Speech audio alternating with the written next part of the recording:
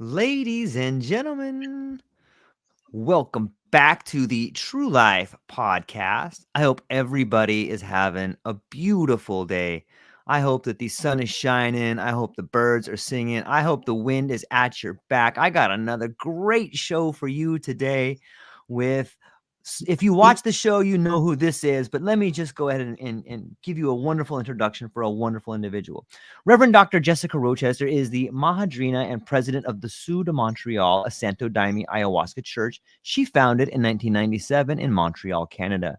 She's a transpersonal counselor. She trained in the work of Dr. Roberto Assagioli and trained with Dr. Stanislav Grof. She worked with Health Canada from 2000 until 2017 to achieve an Section 56 exemption to import and serve the Santo Daime Sacrament. She is an ordained interfaith minister with a doctorate in divinity. From 1986 to 2018, she has been a workshop leader, a teacher, and in private practice. She is the author of Ayahuasca Awakening, a guide to self-discovery, self-mastery, and self-care, volumes 1 and 2. She continues to lecture on consciousness, non-ordinary states of consciousness, self-discovery, spiritual development, health and well-being, and personal transformation. We have had an incredible series of talks, and I am so thankful you're here today. Dr. Jessica, how are you? Well, thank you so much. The last time we were together, I think I had a sling on my arm. So I had a PRP surgery, and I'm coming along slowly but well from that. I can't lift anything heavy yet, but hopefully things will normalize. I've got another 3 weeks before I have a scan and see how successful it was. So fingers crossed. Okay. And it's been busy. It's been busy. Lots of things shaking and moving. I guess before we want to start, I just want to say up here in Canada, the leaves have turned magnificently, and then the November winds come along and we start to remove them all. And as we really see the season change, I understand that depending on where you are, people don't have the level of season change that we have. And what's fascinating about it is being close to the seasonal changes makes you more sensitive somehow to nature and to the activities around you. And so, you see all the squirrels and all the little critters, they're storing up for the winter. And people who live in southern climates, they don't understand it's all about survival up here in the cold weather.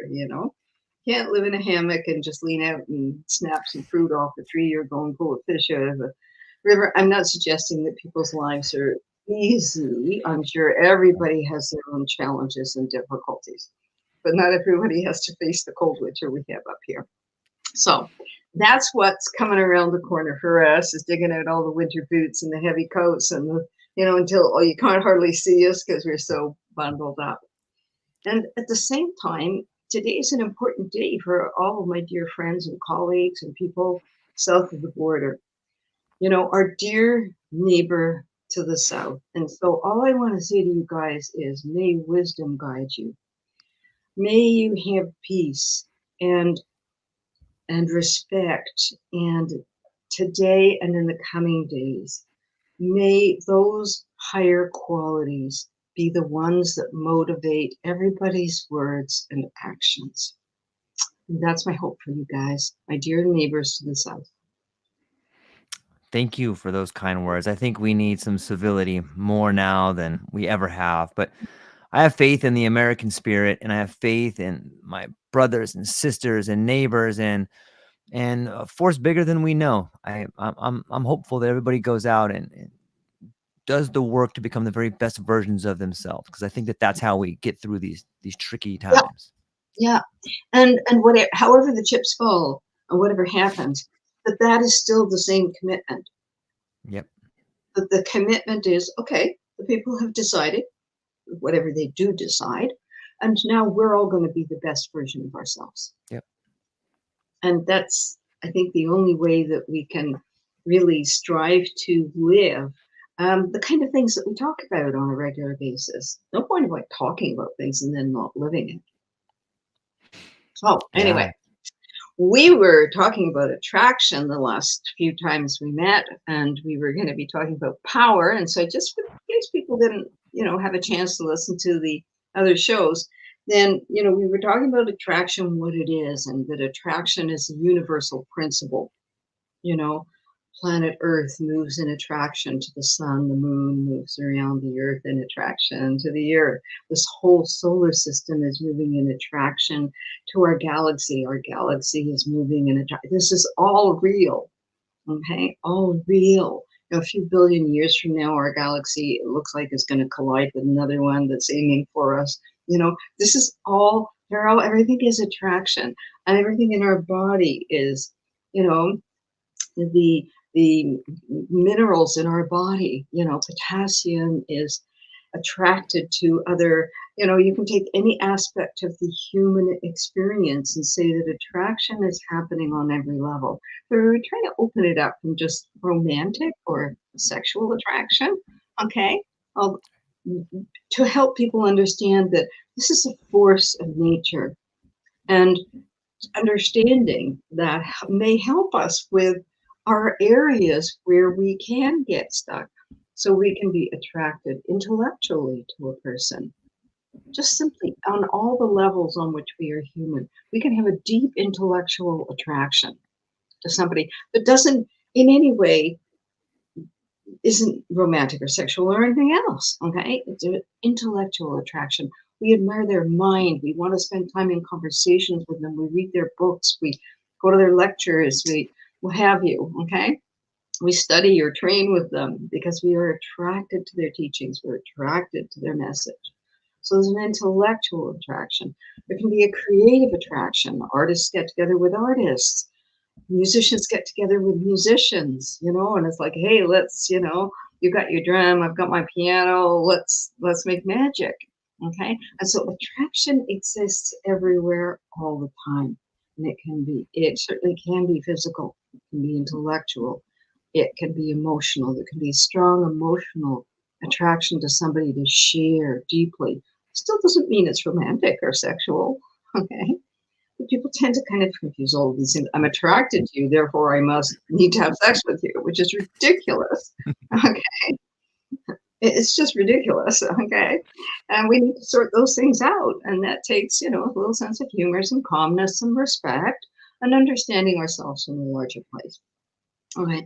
We'd also talked about the kind of the, and I pulled it out again because I really love this quote. Okay. And I, in HuffPost by Jenny Mustafa Chulak, talking about the law of attraction, the book that we mentioned before, and how it really hooked a lot of people into believing some things that are actually contrary to the basic principles of either experience in life, okay, or true spiritual traditions. It's easy to cherry pick out a word here and there and turn it into, you know, your own story. Anyway, what she said is it's a playbook for entitlement and self-absorption. And I think that that's just something that we have to take ownership of. Are we attracted to things that tend to boost our image of who we think we are? Or are we attracted to things that will say, hey, honey, I'm going to tell you some things about you, your great things and your strengths, but you know what? You're real, you're human, you got some limitations, shortcomings going on for you, you know? And can we put that in balance and talk about both of them? Or do you just want me to sit here and puff up your ego, you know? And so we have to look at, the law of attraction is exactly that. What are we attracted to? And that tiny truth in it, that we are a co-creator in our experience.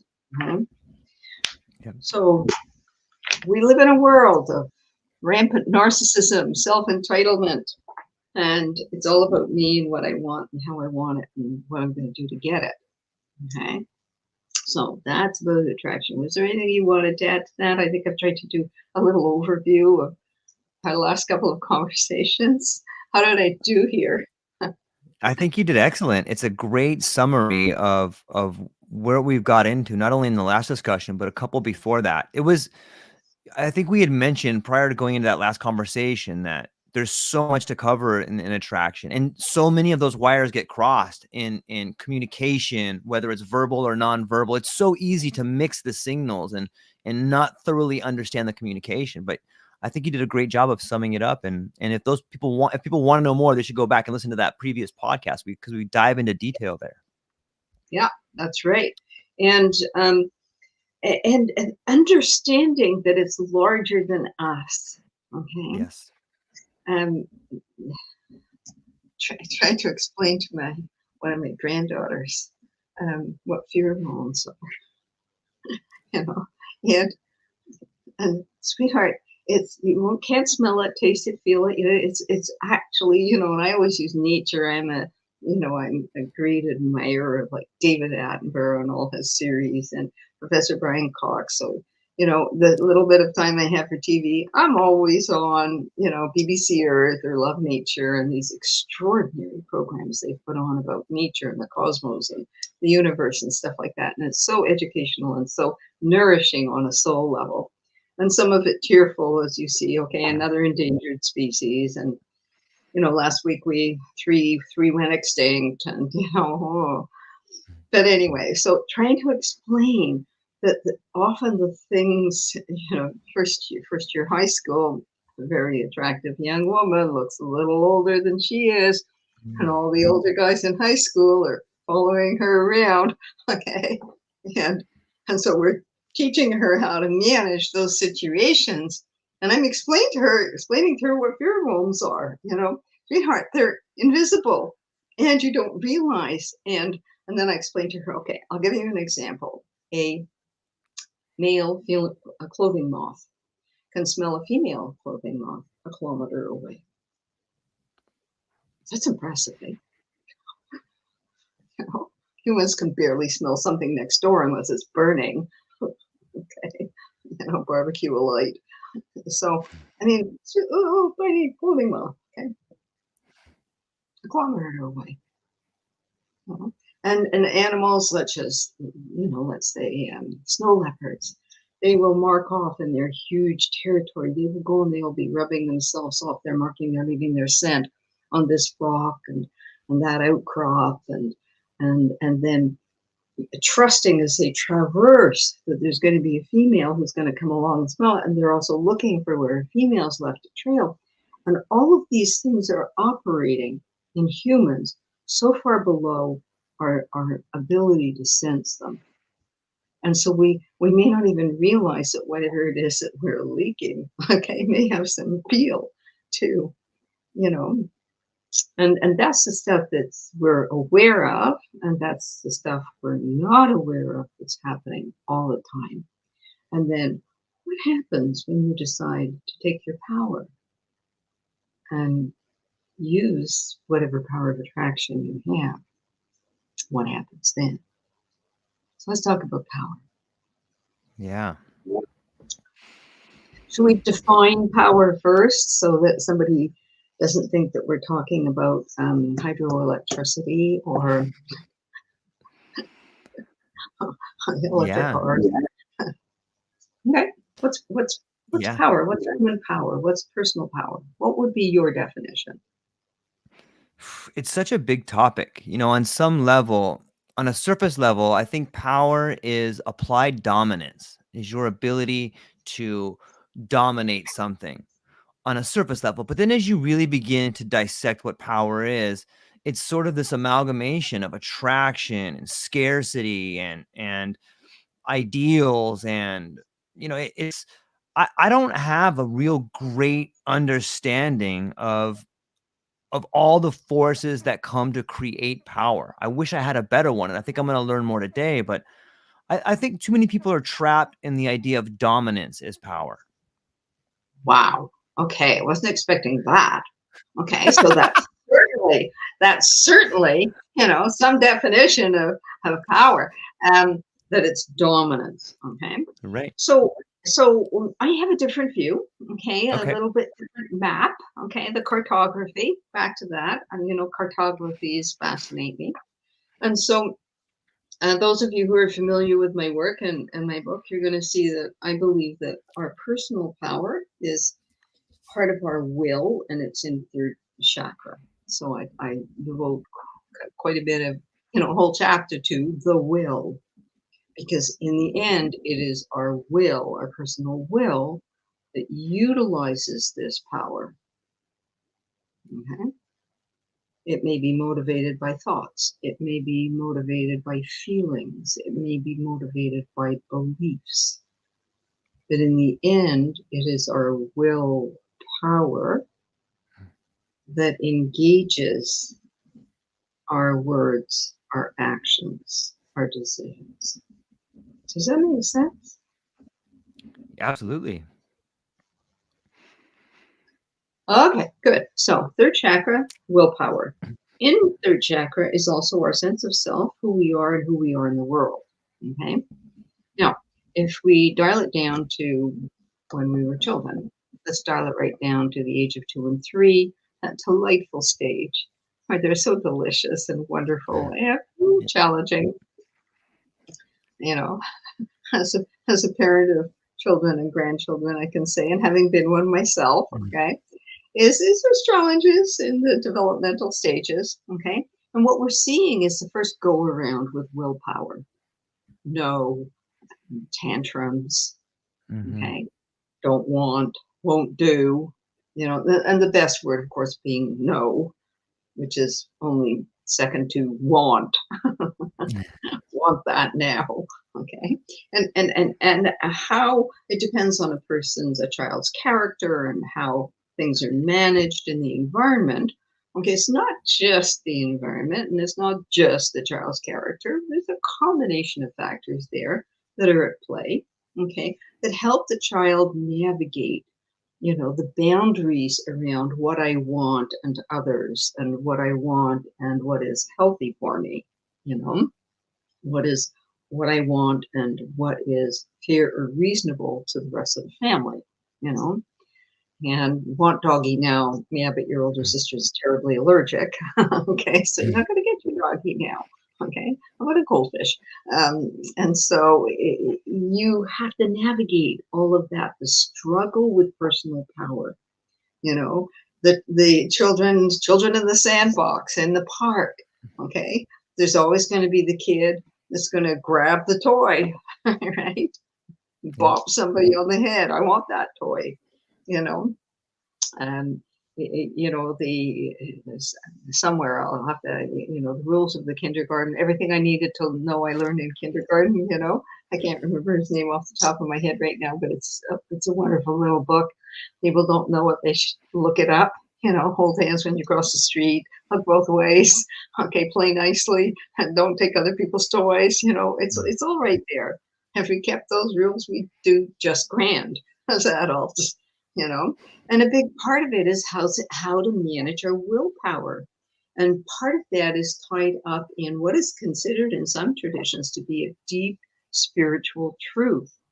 You know, some dress it up as the ability to resist temptation. That's very kind of old Christian. And others declare it as the ability to delay satisfaction. The ability to delay satisfaction. But that requires a certain amount of willpower and maturity. So we get past the I want this and I want it now and have a tantrum. Plenty of adults still do that. Okay. And so we find that in a healthy environment that we are taught to manage our personal willpower as it pertains to our self-development and our relationship with others.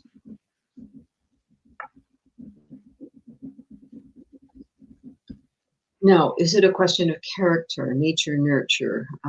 Is it a question of character and environment and society and religion and the schoolyard and everything?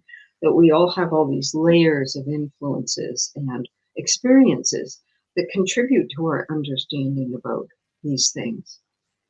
But then how do we can see that, in my book when I talk about the will, we can see that the will can go out of balance. The balanced will, which means that we're using our power, personal power in balance, is when we are not willful or will-less, we are willing.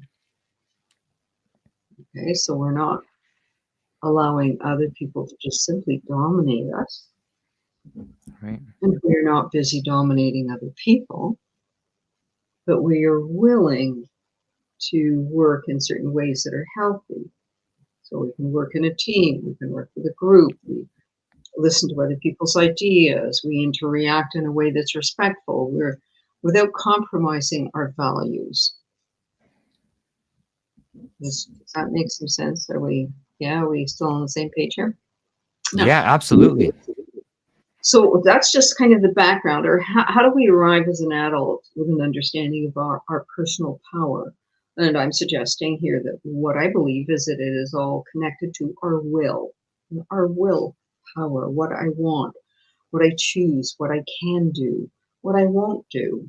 Okay, that all of that is part of an action of willpower, working with our thoughts, our beliefs, our emotions, and hopefully a level of maturity, so that we can live dynamically in wherever we are with whoever we're accompanying and whatever work that we have. And that this can be not just a life experience that we have, but it's one that's constantly being balanced. Because moment by moment we have different, it's like walking. Every step that we take, our body has to rebalance in between the steps, right? Anybody who's ever had a surgery from the waist down, okay, knees, hips, foot, okay, you're on crutches or walker, what have you, a cast, something like that, you have to learn how to walk again. The first thing you notice is, whoa, there's a whole reorganizing of balance. And so it's the same with our willpower. It's constantly in the process of kind of testing, assessing each situation and seeing where we're at. Now, the more conscious we are of this, that's terrific. Then we can consciously make decisions, consciously assess what's for the higher good. The more unconscious we are, the more we may act out. The more issues we have with our own personal power and our willpower, the more we may act out. And what are the things that can happen? That was a question. Yeah. I think our emotions tend to be triggers that make us out of alignment, that whether it's fear-based or whether it is, something based out of scarcity, like, or just greed or selfishness. I think so much of beginning to understand our ability to exercise our willingness comes from understanding that you have a choice. And I don't know that everybody understands that. Like, it took me a long time to get to this idea that, like, I actually have the willpower to make the best decisions. It's sort of what Viktor Frankl talked about, that small space in between, stimulus and response. Like, there it is right there. If you can see it, but it's slippery. So there's a lot of triggers there. It is if you zoom past it. That if you learn Yeah, totally. very zen to pause in it, then you find the Right. space there. Yes.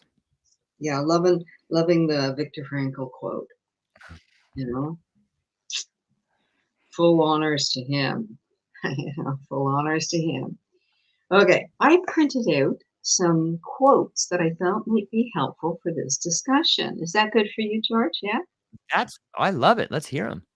Okay, the first one. He who controls others may be powerful, but he who has mastered himself is mightier still. This is from Lao Tzu. It's good.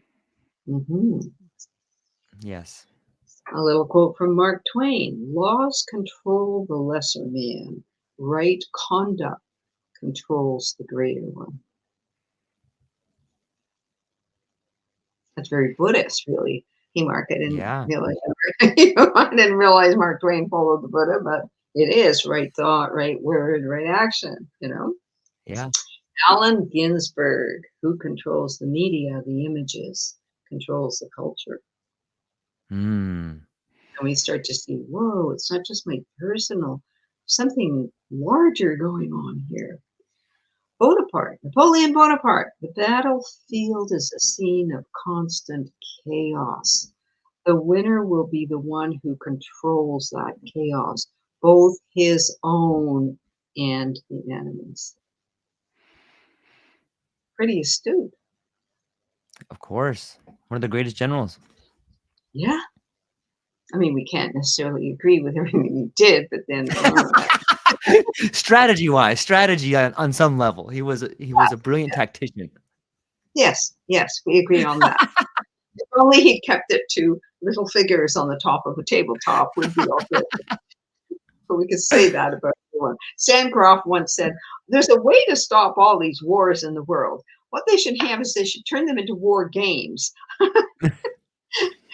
Instead of actual people going out and fighting, okay, they should have it like, as I said, like on the tabletop, and they should choose like gladiators, their representatives, and okay, he wins, he loses. Right.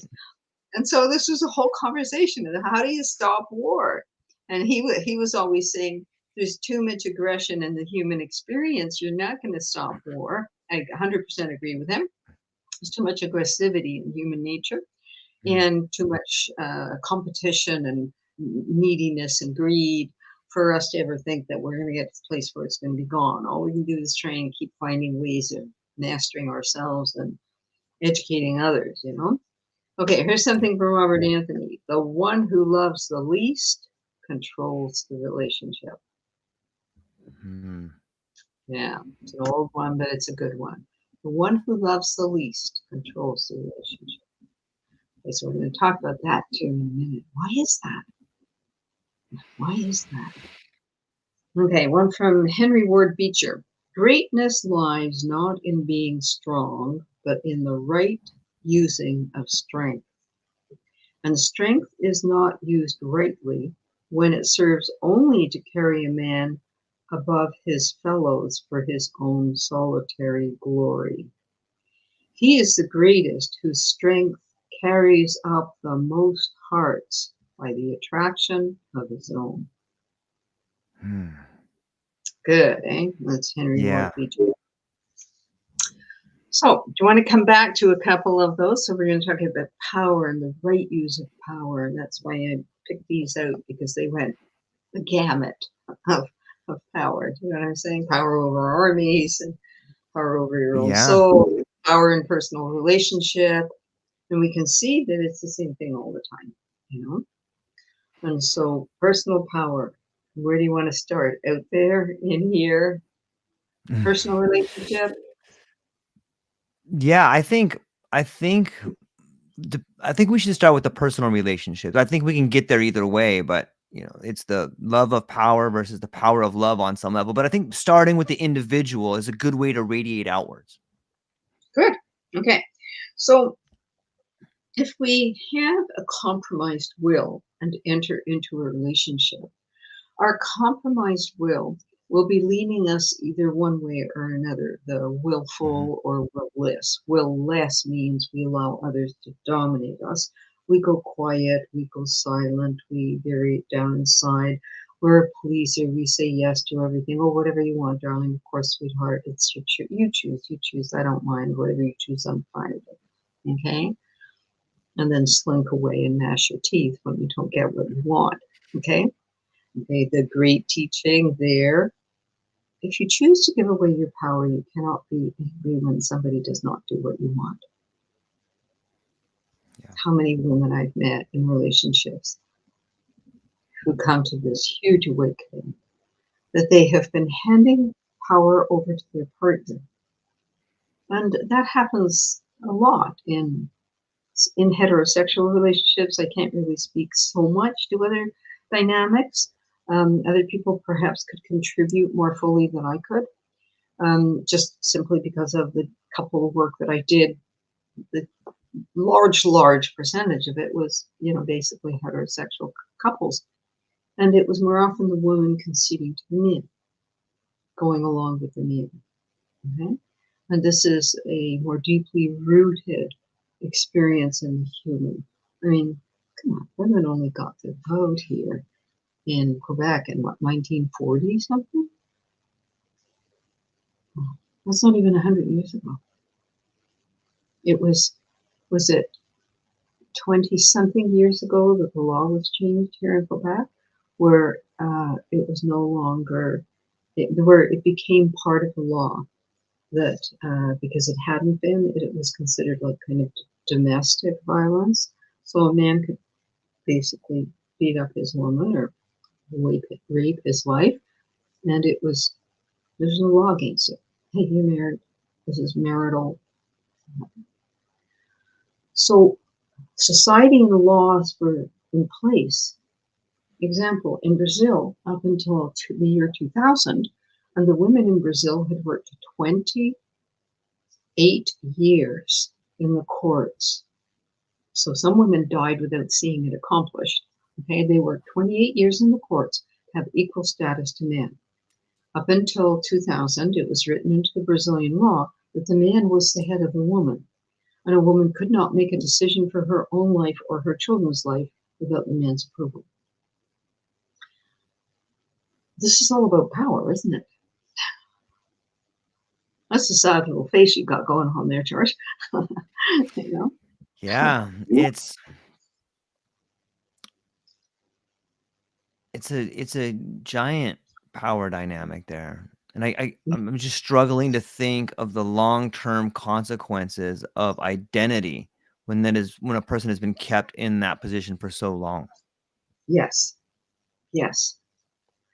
And again, depends on your character. There's some people will shrink down into being the good, like the Stepford wife. Okay, what do you want, darling? Dinner's ready. I put on a cute dress for you. I vacuumed, and here's your drink. That 1950s image of what women should be. Right. Just buy me new oven, darling, and I'm absolutely thrilled, and we'll bake you cookies. Okay, and what if they were all taking tranquilizers? And or you have the opposite. You have the women who rebelled and either didn't marry. How many women in history refused to marry because if they did marry, it meant that their inheritance would be handed over.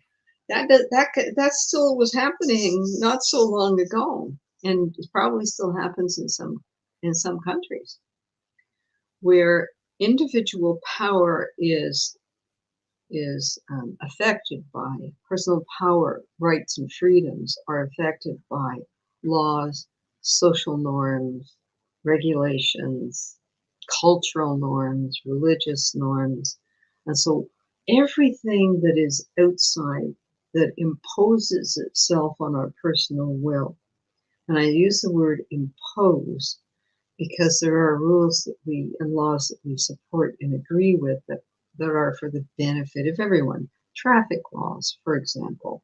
We can all agree that there should be stop signs and red lights and speed limits and things like that, and that people should learn how to drive and not be smoking a cigarette, eating a hamburger, drinking a cup of coffee, and talking on the phone while they're driving. Okay, right? So we all agree that laws are necessary and that most laws are good. We should all pay school taxes and income taxes to support the infrastructure of society. So a lot of that's good. And then there's this dark area that gives power to one set of people. If we can look back, and don't have to look that far back, okay? We can see where women couldn't vote, or where certain people had no rights at all, the years of slavery. And so we can look and see this is all about power, right? And it's about taking away people's personal power instead of empowering people into their rights and freedoms. Did you hear something you wanted to say about that? Well, it's interesting how we don't even need to go that far back when you start looking at some multinational corporations or some governments. Like we can see that same power dynamic playing out right now in the world. And it's a force that rules us. It's a relationship that we don't, maybe if we're not being conscious of, that plays out in our whether we're being conscious or not conscious. This idea of power is playing out in our lives right now, families and workplaces and everywhere. Yes. And we can think, okay, well, we're in a democracy, aren't we? Fortunate. Like I can only speak here being a Canadian. Okay, and please God, may your democracy survive. Okay, healthy, intact, thriving, with rights and freedoms appropriately for all. Okay, that I look here, or people think Canadians are dull and Canada is so boring and what have you. But you know what? Every morning I get up and thank it. Thank you, Canada. But when I look at all the difficult places around the world that struggle with Yeah. the abuse and misuse of power, either through religion, society, government, belief systems, and we can look at the layers and layers and layers of how people develop and build things throughout the history of the human race to disenfranchise some people in order for other people to have what they want. So people use their power, again here, back to Lao Tzu, he who controls others may be powerful. So we can look at Napoleon, and we can look at all kinds of other, we can look right now around the world that are leaders of countries who are doing their best to inspire their people. They're doing their best to ensure that the people in the country, in the nation, have access to housing, healthcare, education, a good possibility of achieving a good life, the opportunities needed. And we can look around and we can see, that there's nations that just want power and control. And they will do whatever they can to eliminate whoever disagrees with them or whoever wants to remove them from power. And so from the individual up to the global level, it's the same dynamic. So whether it's with a man and a wife, where one or the other is being subjugated to the other person's will, and it goes all the way up to the global experience where you have countries saying, oh, got nuclear power. Yeah. That's what they call it, right? Nuclear power. The threat constantly of power being abused and used. And now, what do we do with this in our own life? Okay, we can look at that large scale thing, and we're going to bring it right back down to us. How do we do this? Okay, right thought, right word, right step, right action. We have to just bring it back to this is me. Okay, whoever's mastered himself is mightier. Okay, well, I'm going to do my best to master me. What does that look? That looks like me respecting your autonomy as an individual to be able to make your choices and your decisions, to have your viewpoints that may differ from mine. Okay, and respecting that there's some boundary there, that you can have your beliefs and you can have your ideas, and that's okay, that I can be open to listen to them. And then if I still disagree with them, that's okay. We agree to disagree. It doesn't have to be problems or fighting or difficulty, And so how to use our power, personal power effectively, is to live the healthiest, best life that we can. It's to empower ourselves into good care of our body, good care of our mind, making healthy decisions each day. That's what we use our power for. Or do we use our power to involve ourselves in stories and psychodramas and ridiculousness and crazy ideas? And it takes a lot of energy. Would you agree? Yeah, absolutely. It's the distractions that steal our power, that we give power to. Yes. We give our power away. We can give it to habits. We can give it to other people. Mm-hmm. We can give it to activities. How many people spend how many hours scrolling through and doing all kinds of things. Now, all of the things can be healthy and balanced. Nobody's complaining about that. Is it part of a balanced and healthy life? So, do we have a good understanding of power, how to use our personal power, taking care, looking Yeah. into our life, making decisions? What happens when we encounter a situation where there's an imbalance of power? And we can sense that there's, you used the word dominance before. What happens then? What do we do in those circumstances? I think I think people fall back to their default mode network.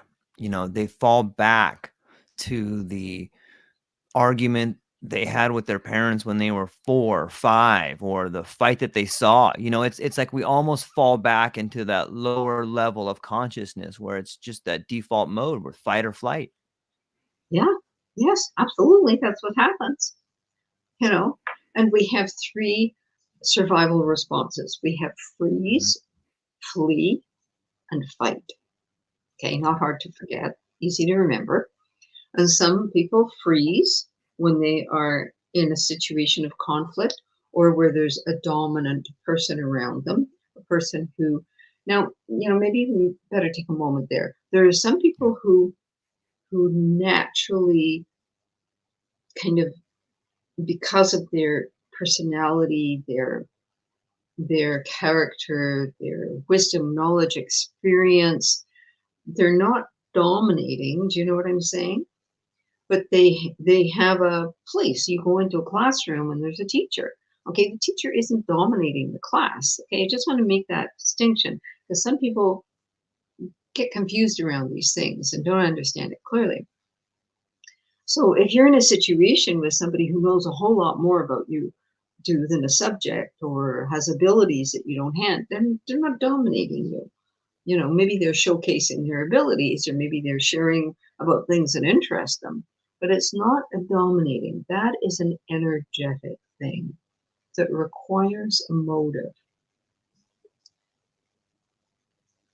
Do you understand? Yeah. Yeah. It's an energetic thing that can be just body language. If you watch animals, you're going to see like animals will fluff their tail, or they'll fluff their fur around their shoulders and make themselves look bigger, and they'll strut and they'll growl, and there's all these things to do that this is, I'm now accepting your challenge, or I'm now looking at you and you're a threat to me, so I'm going to display behavior that might look dominant to you, but it's really because I'm scared. Can I give you an example of this? Yeah, Really please. My son and his family have a wonderful dog named Maggie. She's a red golden retriever, and she has been beautifully trained, but she has just got a real beautiful soul and character to her. Okay, and we've learned come Halloween, I'd gone over, it was just Halloween last week. So I'd gone over because I like to see my granddaughters getting dressed up and going out and doing their thing. And so I hang out with either my son or daughter, whoever's not accompanying, and hand out candy and chat with neighbors and do stuff like that. And what they've learned is they can't let Maggie out. They need to let her kind of see that it's happening so that she's remembering, so that because she reacts to any costume that has big teeth showing. So people who have like a skeleton with the teeth showing, and the kids that have these blow up dinosaur things that with the big teeth. Okay, it took a little bit of time for us to notice, okay, those are the things she's reacting to. She's seeing the teeth. Okay, and so she'd go like this, and so we've learned that we let her watch through the second glass door, all the kids coming, until she gets, oh yeah, okay, it's this thing again. Okay, all the kids in the costumes, and then she can come out. But if something comes along with big huge teeth, she's going to start barking and growling and show her teeth. And all we have to do is say, she's not going to hurt you. She's scared. She's scared because she's seeing this. That if we let her approach you, you're going to see she's going to go back, show her belly, she's going to sniff you a little bit, which is exactly what she does. So if we learn from that what we look and see, a lot of it is just fear. A lot of it is a fear reaction. So that's the fight reaction coming in. I'm scared, therefore I'm going to start fighting. Okay, now what scares some people may completely not scare somebody else. The threat of loss of faith, the threat of loss of something is probably the scariest thing for most people. Mm-hmm. So Yeah, power, power is energetic, the sensation of being dominated. Have you ever been in a situation as an adult where you felt energetically, it's not verbal yet or physical, they're not touching you, and they're not saying things to you, but energetically that they are attempting to dominate you just through body language. Yeah, my wife and I, about a year ago, we were visiting some friends here in Northern California, and we drove down to the city, and we were having lunch, and this individual came up and it was just my wife, and it was sort of an intimate setting. We were out on a patio, and this gentleman comes up. He was homeless, and he came up and he sat down next to us, and he's like, "I want you to buy me some food." But before he sat down next to us, like, he just stood by us, and you could feel the contemplation going on. It was the uncomfortable presence of the other weighing upon the Mhm. relationship that we had, and it was visceral. Like, I could feel him. I could see him walking up. I could anticipate the things that were going to happen before any words were said, and there was this sort of decision point whether he was going to be physical or not physical. And I think he felt my presence, and so he stopped, and rather than act out or do something, he felt a little challenge, so he stopped and he sat down, which I saw as a sign of, okay, this is not going to be, at this point, it's not going to be physical, at least not yet. We've stopped that with nonverbal communication and energy.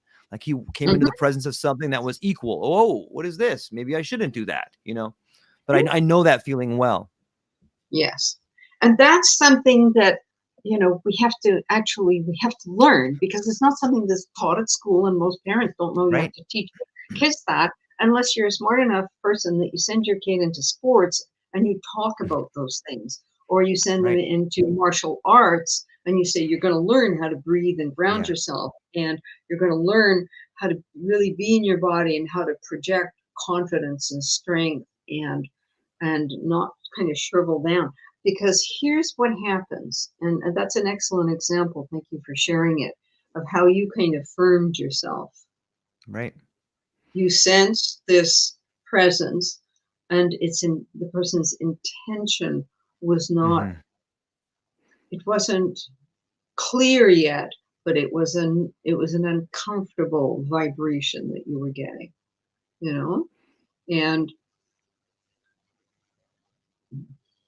you did the It best you could. happens. Yeah. It, In the I, moment you firm yourself. Yeah. Yeah, I In the think moment. that it comes from confrontation. The more confrontations you have, be it verbal or actually physical, you begin to sense that vibration before it happens. It's becoming comfortable with the Yes. environment. Yes. Yes. And It's that would be a sensing. non-ordinary state of consciousness, right? Yes. Well, the thing is we have this ability, if we're not so busy in our Yeah, head or on our phone, or, those are all distractions from consciousness. And if we are, to the best of our ability, keep ourselves aware of ourselves in our environment. Well, you'd think sitting on your back patio that you should be able to just be comfortable and enjoy your time there, you know. Yeah, and maybe you need to put a fence up. yeah, Up to you. Um, and and and the reality is it's energetic, and we sense it. I mean, the example I always use is get on an elevator with 5 strangers. Nobody needs mm, to say a word, and you can tell who's in a good mood and who's in a bad mood and who's just neutral, and you can tell it's all yeah, there. We're leaking that. We're leaking it. We're leaking so much energy, information energy. Okay, we're dispensing it the same way that the snow leopard is rubbing himself or yeah, herself on the outcrop. We're leaking information about ourselves all the time, energetically. And how do we firm up? So in the presence of uncomfortable energies, in the presence of dominating energies, staying calm, being firm, being confident, assessing what's healthy for me in this moment. What's the next right step in this moment? Now, in the personal relationship, that gets complex. Okay. In the personal one-on-one relationship, there's the opportunity for, great intimacy.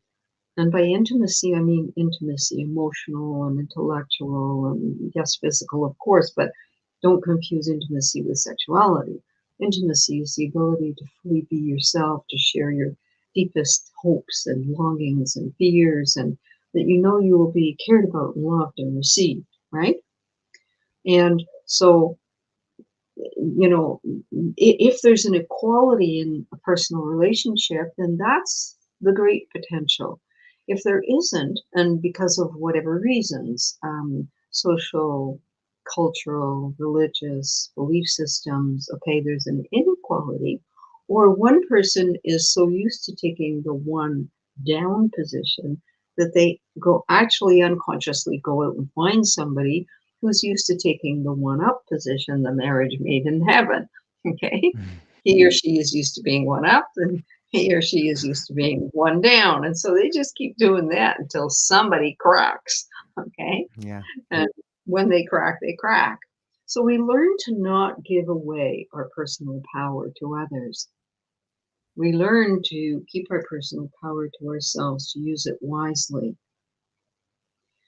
Now, are we ready to take the next tentative step Yeah. towards, what about abuse of power? What does that look like? Talked about attraction. Now we're going to, attraction and power, how connected they are. They're deeply connected for so many reasons. And what happens? What is abuse of power? What is that? It looks like someone throwing someone around the dance floor. Like you have a partner that just is constantly leading. And it's not a dance. It's more of like a pulling people around. Okay, A we're out horrible on dance, if you will. Oh, horrible dance on the dance floor where you're being pulled around. Okay, I wasn't expecting that. But that's okay. That's a great image to work with. So, what does the person who's being pulled around on the dance floor do when there's an abuse of power? I think they enable it on some level. They put on a pretend smile, a painful smile. Yes, that is one area that is that happens far too often. And why does it happen? Why does a person in a situation where there is an abuse of power happening, and that can happen in many different situations? You're talking about the personal relationship where there's an abuse of power. It can happen in the workplace. It can happen in the school system. It can happen in religious settings. Okay, there is no place that this is exempt. This is a human thing. It's not just over there, that school, or over here, that center or something. No, this is a human dynamic. So you're saying that one of the things that allows this to happen is that on some level, the person is enabling it or allowing it. Why?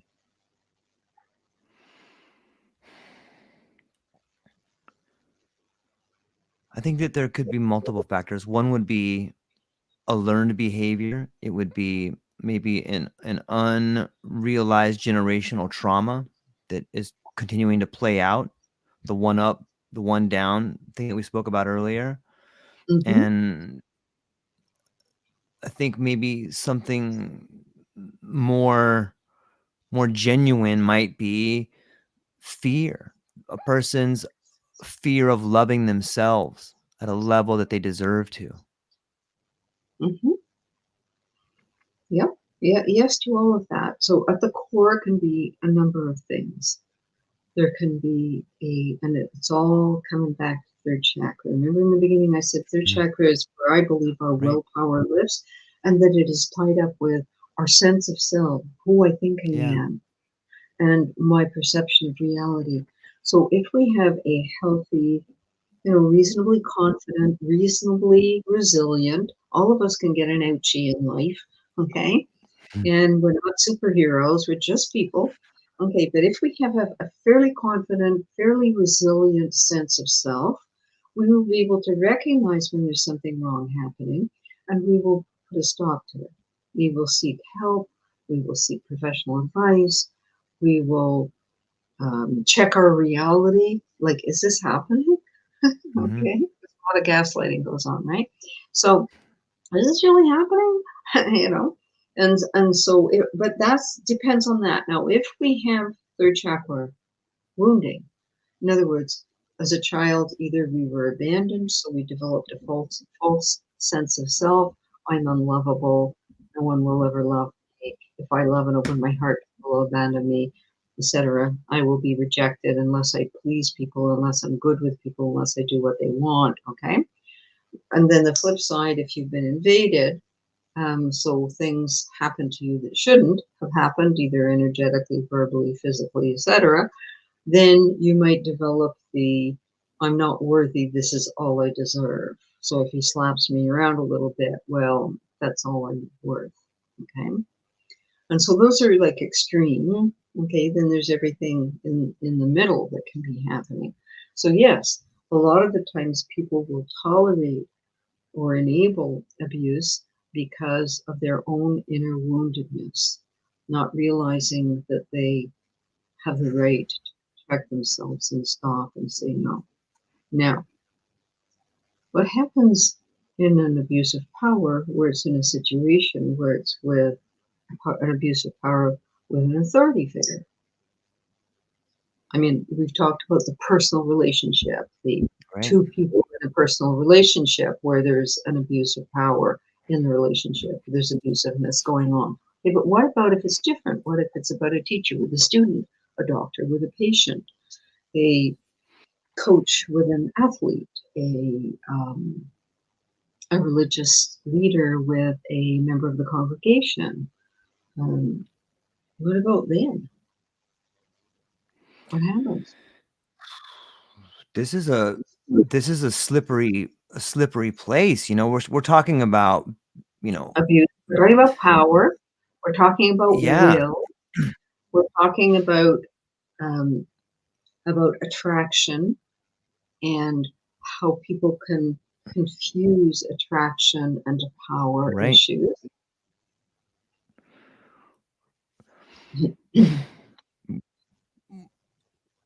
I think on some It, level, it diminishes like authority diminishes personal responsibility. And not a whole lot of people, at least in my opinion, or myself, have as a young person been trained how to respond to authority in a way that allows for a peaceful confrontation. So I think Mhm, people fall back into this stimulus response, this Pavlovian dog. I mhm, blow the whistle, you begin salivating. Here's this thing called authority. I better do what I'm told. mhm. Especially if you had the parental upbringing Sure. of um, do what I say, and Right. you know, don't you cry? I'll give you something to cry about, and more of those Yeah. famous I totally parents. see what you made me do. Yeah, look what you made me do. Okay, Right. now I have to hit you because you deserve it because you're Yeah. bad. Okay, all of these Right. things get said. Now, on the one hand, we can understand that yes, raising children can be difficult. Every parent can get frustrated, but you have to notice that you're doing that. You have to clean it up. Okay. So Yeah. having said that, okay, and then you have to help your child be empowered to say no and to say stop and things like Yeah. that, you know. But if that hasn't happened and child grows up and then gets into a situation as a young adult or as an adult where they're now, a student in the classroom and they're being cajoled by a teacher that come and see me after class and Right. I see this, but I can give you a better mark. Mhm.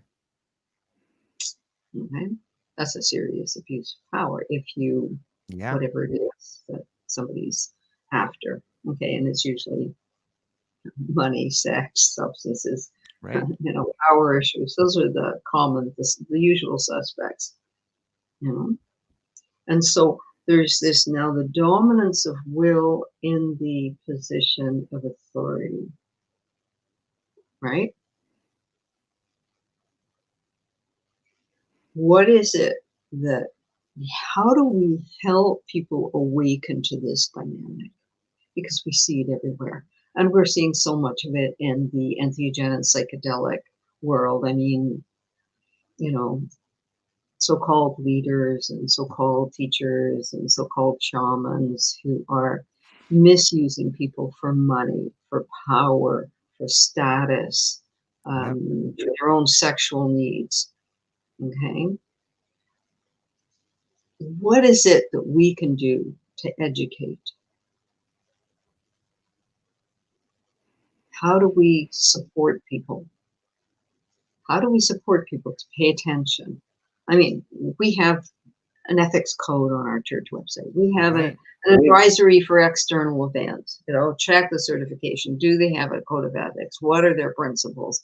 I mean, we do what we can, our little church and I do, to try and educate people so that they are aware that there are problems and they are on the lookout for them. And that if they start to happen, that they report them. Okay. What else can be done?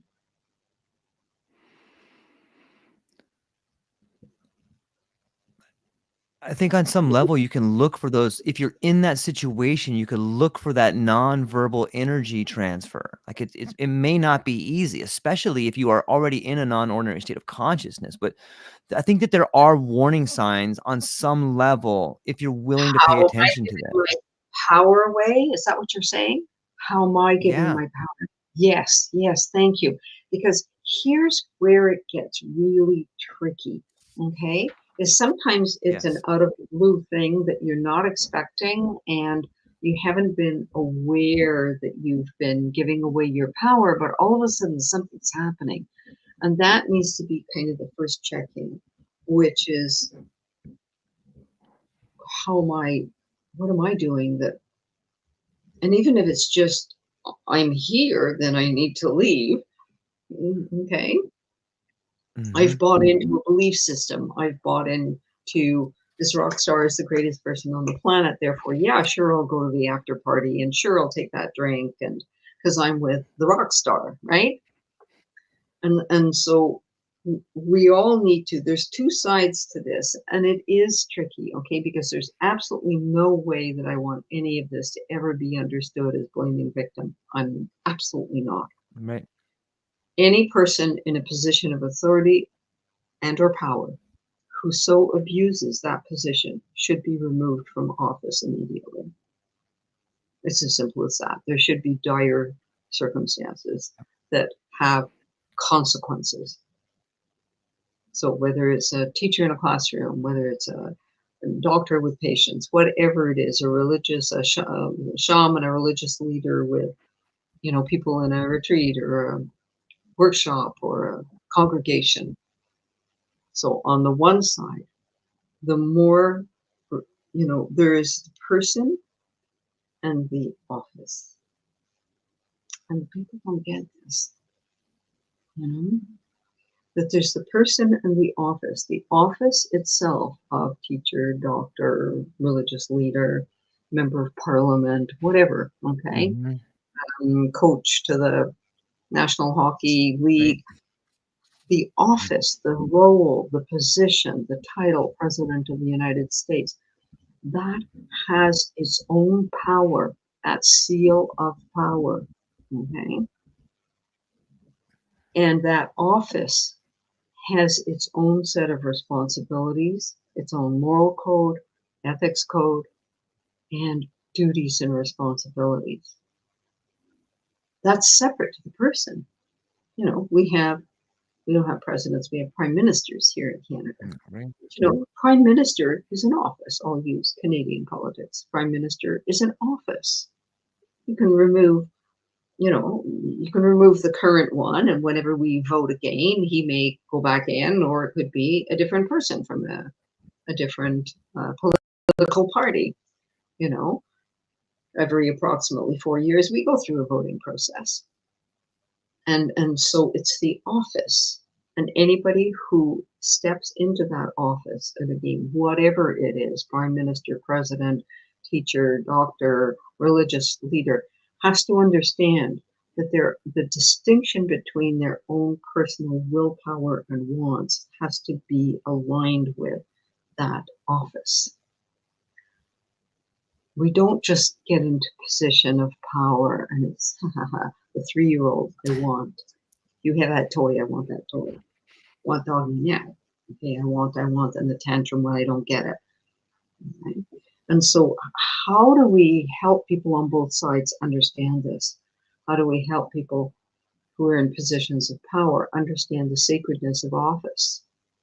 That it is that solemn duty to uphold the dignity of an office and its power.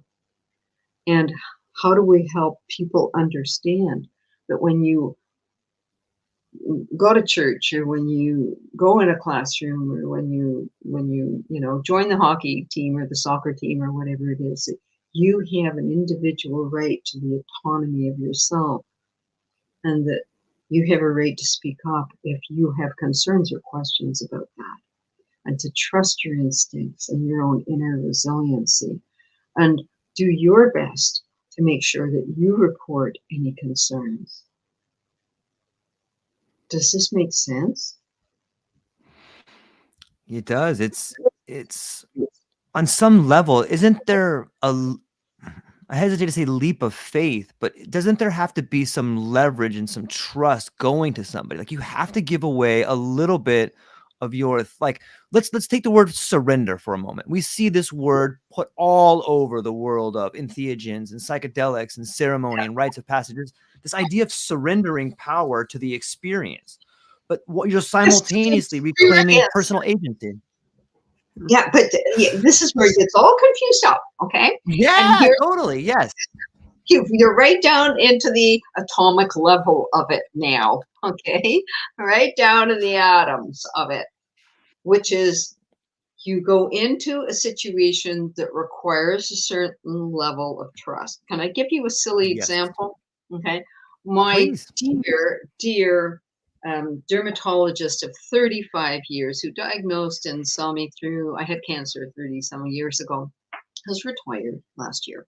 And so, she gave me a copy of my file and wished me good luck. And I thanked her and wrote her a lovely card and wished her well in her retirement. And I thought, boo-hoo, I got to find a new dermatologist. Okay. So I got a referral to one. And I thought, well, being a woman, and because I had melanoma, I have to have the full body screen. Maybe I'd prefer a woman at my age, And so I got a referral and went to my appointment to see this doctor. And she walks in, and there's, I'm down to the little gown.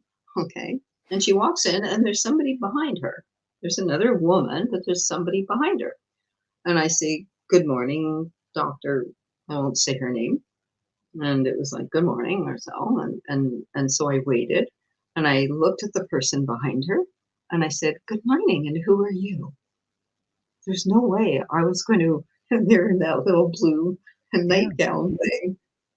I was just going to surrender and allow, the back of my head, I'm assuming it's a medical student shadowing her. That's my assumption. But I was putting my boundary very nicely, very respectfully. I was putting my boundary down.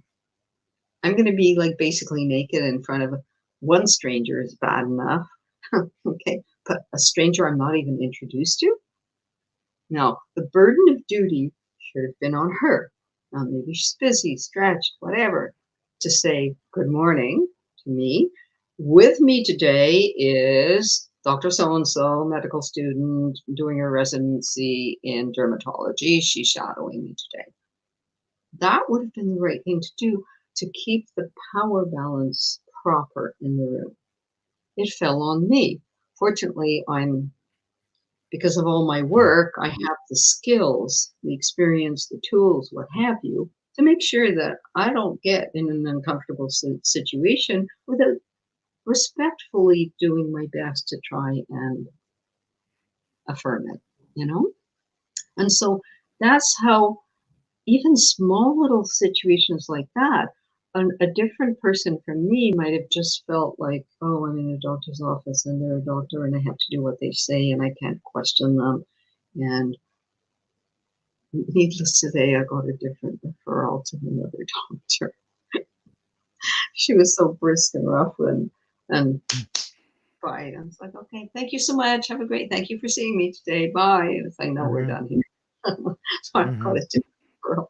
So, it's those moments. small little things, small little encounters where you just calmly and quietly lean into your confidence, lean into your knowingness of who I am. I'm a person who deserves respect, the way all people do. I don't deserve more respect than you do, equal respect. So all these little situations where you are unconsciously demeaned, diminished, how do we learn to manage them?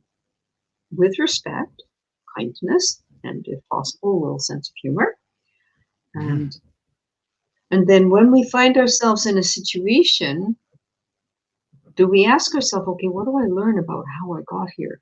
Okay, maybe I shouldn't have left the club with that rock star and decided to go to an after party and, rethinking our decision process. And I'm not blaming victims. You should be able to be free to go places and walk down the street and, go into a club without someone slipping a roofie in it. You should be able to enjoy your life and live. And at the same time, there has to be some kind of common sense involved in which we're aware of our environment, and not in a fearful way, but that we are aware of our environment. We are aware that not all people are acting with the highest of intentions and the best motivations, that some people will have ulterior motives or hidden agendas. Yes? Absolutely. Yeah. On that note, I asked you before we started, saying that there's something that'll probably be hitting, there's statements letters being published about it and stuff like that. I've even written an open letter on the situation. And here's a perfect example of the next level of this kind of power, the right use of power, the appropriate use of power, the responsible use, recognizing our own personal power, recognizing the power of offices, and being able to make a distinction of what's healthy and what's right. Okay, a police officer has the right to stop you and give you a ticket if you've just gone through a red light. That office, okay, gives them that power to do that. It doesn't give them the power to yank you out of your car and drop you on the floor and put their foot on your neck, okay? So, unless you're waving a gun at them or something. So there's degrees of understanding what office is. It's the office power, it's the personal power, and there's people who misuse the office for personal power, whatever the office is. So we read about all these scandals, about people who are in a business, and then it finds out they've been embezzling, abuse of power.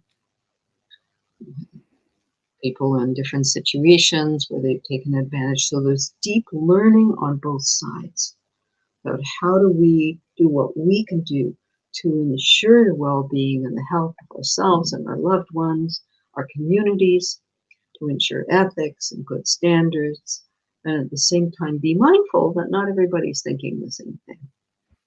So we have a situation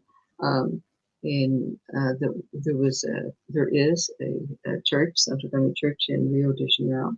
It's, as I said, this information is already being posted in many sites. So I'm not doing any disclosures that are in any way under some non-disclosure agreement. And we had a form of affiliation with them until 2002. So that was 22 years ago we closed with them. And we closed with that center because of serious concerns about abuse of power and what appeared to be, on many levels, not just sexual. There was accounts of non-consensual sexual contact and other serious issues that were concerned. So as I became aware of them, I wrote a code of ethics. I sat down with senior people. I shared my concerns and my complaints. And and I did what I felt was in my ballpark to speak up to and speak to. And I'd been inspired, and I think I mentioned this before, by Jack Kornfield's book, The Ethics of, no, not The Ethics of Caring. The Ethics of Caring, I think it's called. That's kind of a Taylor's book. After the Ecstasy, the Laundry is Jack Kornfield. So there's two outstanding books on ethics. So he'd written his book around 1999, 2000, read it, called him up, and I said, because he was I did training with him when I was training with Stan Grof. So he'd been one of my teachers, and I called him up and I said, listen, I'm so inspired by your book. I've written a code of ethics. Can I send it to you? Can you please read it and see, did I leave anything out or what have you? So he answered me back and said, no, it's just fine the way it is. It's perfect. I hope everybody receives it. So on that note, in 2000, I'd taken down this code of ethics saying, hey guys, just because I didn't understand so much about the culture, I didn't understand the language. So it took a while for me to catch on about some of the things that were happening. And this is a reality. I was at an age and have a certain kind of personality. Nobody's going to really try that stuff on with me. Okay. I'm single sacrament. I don't take cannabis. And that was another very serious concern, was the misuse of cannabis by people in that center. I'm very much single sacrament. I'm not against cannabis. It's a plant that has certainly medicinal powers to it, and it can be used for many reasons by different people to help them in different situations and with health conditions. Just not with the Daime. That's all. That's all. It's the teachings of Master Ernil. He himself said it's a teaching plant. It's a power plant, but not with the Daime.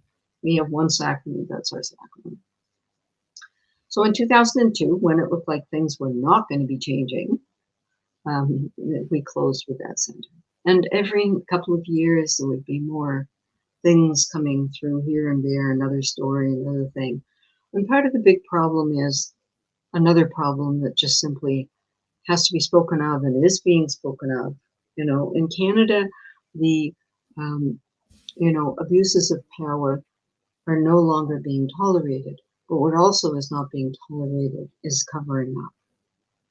The people who cover up abuses of power should be held accountable for covering up. And there's many stories of this, of people covering up. I mean, you may remember it wasn't that long ago, a number of Catholic bishops resigned.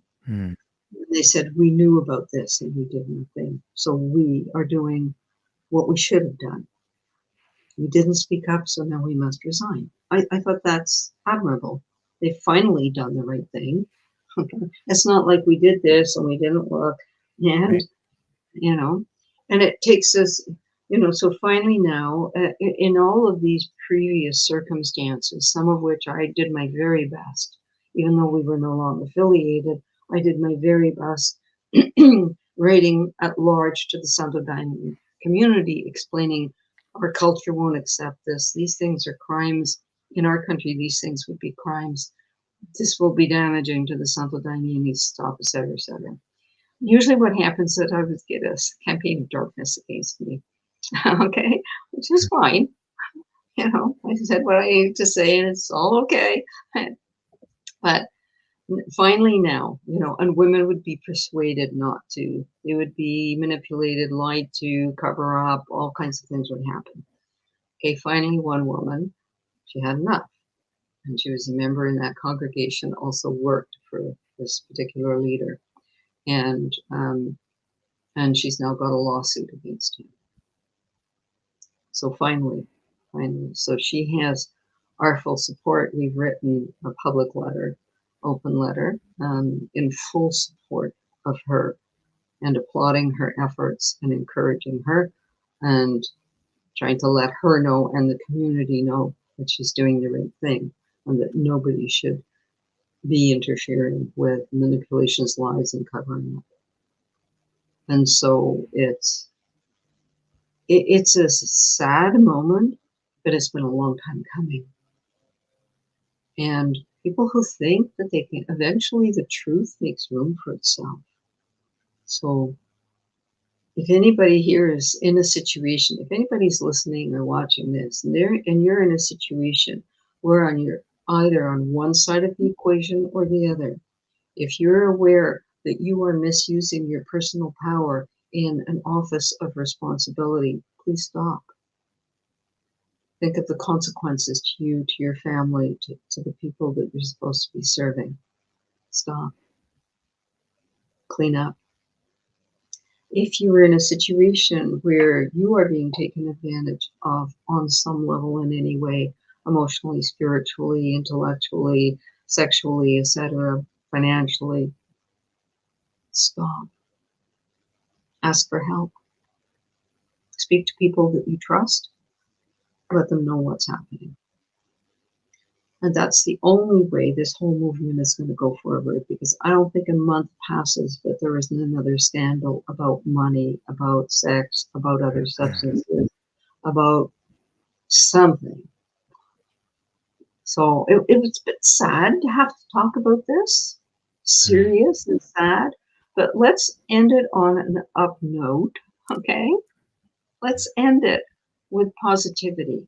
I believe that if enough people are willing to tell the truth and stand confident and resilient in the truth, then over time, the force of goodwill, using good intention and healthy power, will bring enough awareness to the entheogen and psychedelic movement that enough people of good intentions and consciousness, we will be able to keep the movement alive and healthy, and that there will be good results for people, good benefits for people.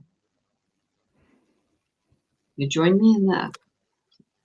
Yeah, I agree. I think that, you know, there's always a chance of a death in birth. That's why it's a miracle. And when you see a movement, there's always a chance that, you know, it can not be born in the way that you had hoped for. And I think that there's a real, trying to keep it on the positive note. There's a real opportunity that something could happen here. And it's the cult of charisma. It is the call of, you know, the darker forces, for lack of a better term, like the greed, the selfishness, the I am the medicine versus the medicine being the medicine out there. But there are so many good people out there that are fundamentally changing who they are as individuals to become the best person they can be. And that is contagious. That is a Yeah, fire that spreads to other people, and it brings that yeah, light up to a level where other people can find it. And I believe wholeheartedly that that fire yes, is raging, and we can continue to blow on it and yes. create that spark that other people can see. Yes, absolutely. What you just said reminds me so much of a letter that Clarissa Pinkola Estes wrote. It's called Letter to a Young Man in Troubled Times. It is so Mm. powerful and so beautiful that I've taken excerpts and actually read them in difficult moments to our congregation, because she talks basically about, we're kind of like beings of light, and it's like we're sailing on a ship through a troubled sea, and we're willing to throw out a hand to those in need, but you have to have the will to come on board. You have to have the will to come on board. That's it. And so That's for all beautiful. those, Google it, I Google it. will. Clarissa Pinkola Estes, A Letter to a Young Man in Troubled Times, I think it's called. It's very well-known writing of hers, and it's powerful. And it doesn't matter when she wrote it, because there's always a troubled time, Yeah. there's always Yeah. troubles. And only as we're going to circle right back to only as we decide that the light within us is so precious that we will keep it lit, and that we will take responsibility for what is ours. That includes what I go along with, what I cooperate with, what I say yes to. That's my responsibility. And Yeah. my thoughts, my words, my actions are mine.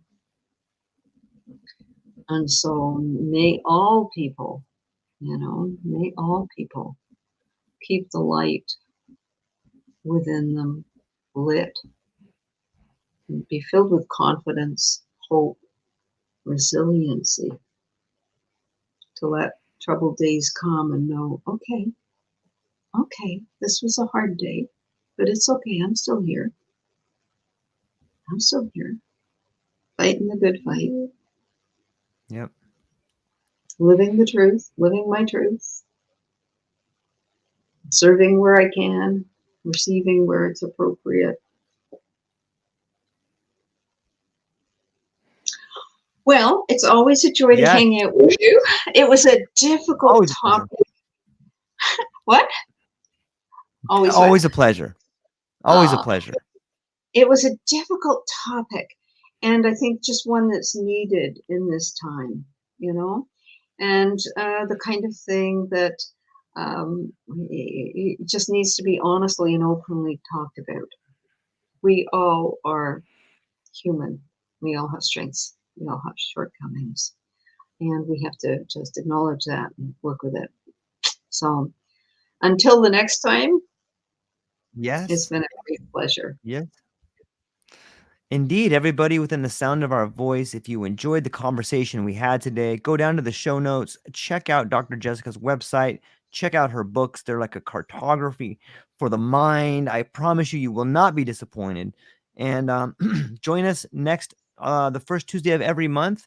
And before I let you go, though, Dr. Jessica, do you have anything coming up or anything that you are excited for? Well, I'm excited to be able to use my left arm again. I'm hoping to get back into the swimming pool. I got the okay from my doctor. Boy, it's been like 6 weeks. I've got another 2.5 weeks to go before I get the okay to get back in the pool. So I know that sounds silly, but that's really exciting for me. I'm a swimmer, and it's been so good to be out of. The other thing that was fun was I spent the afternoon yesterday at McGill. I'd been invited to participate. They have a kind of a one day as part of the McGill Medical School, and they have a one-day program. I want to give a shout out to Dr. Roger Gosh, and I was with Dr. Harvey Chang, a very good friend, colleague. He worked with our team on entheogens and psychedelics proposal in Canada, proposal for a new paradigm. He is a team leader of palliative care at one of our Montreal hospitals. And so there's an interest. So here I get invited as part of this day on medicine, spirituality, religion, teaching med students how to recognize their own biases. So this is the first time that an entheogen religion has been invited to participate in this. So it was an interesting day because we rotated in and out, in and then out onto 3 different classrooms full of students doing the spiel in each one. So that was really interesting. And I have to say that I've never seen so many, because I'm used to lecturing to believers, the people who come to my lectures and what have you, is they know what it's about and they want to hear it. Whereas this is a mandatory class. And so what was terrific is that some of this, when I asked, come on, are there biases? And you get a patient in, so we usually do a case study with an imaginary, real, not imaginary, real. So I had a member of our congregation who agreed to do it, who had a medical condition, and write all about it and how she believed what role her faith played in her medical condition. And so we talked about all of that. And I had questions to engage the students, and they were, okay, what kind of bias do you think you might have against a patient that comes in who's actually taking an entheogen as a sacrament and who believes that they're receiving insights about how to work with their own physical body and their illness? How are you going to respond, and what are you going to ask about that? What are your biases? It was very interesting. Wow. Hearing some of the questions. It's kind of like drugs in church. It was that on the basis of, that's not drugs. So trying to coach them into, because I said to them, listen, psychedelics and clinical and research and palliative care, they're going to be used. You're going to, in the coming Yeah. years, you're going to find you're going to have more and more patients who have experience with this and who might want your support. And you learning to ask the good questions are going to be helpful. So it's very interesting, the avenues that are opening up and the opportunities to educate. Yeah, So that is see you, fascinating. see you in December. Wishing you a beautiful Okay. month. You do such great work. Congratulations on all the ongoing success and interest in your wonderful podcast. It's always a joy. Thank you very much. And I will hang on briefly afterwards. To everyone within the sound of my voice, I hope you have a beautiful day. And that's all we got. Aloha.